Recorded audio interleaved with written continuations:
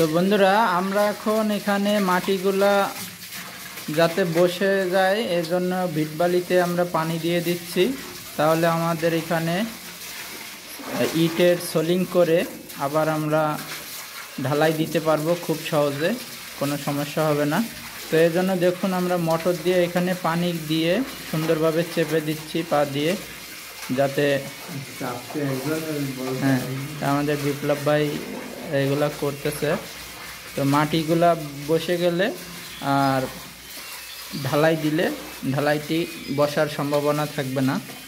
তো দেখুন এই কাজগুলো সব আমাদের দায়িত্বের ভিতরে, আমরা এগুলা করে থাকি। এখানে সুন্দর করে ইটের সোলিং দেব।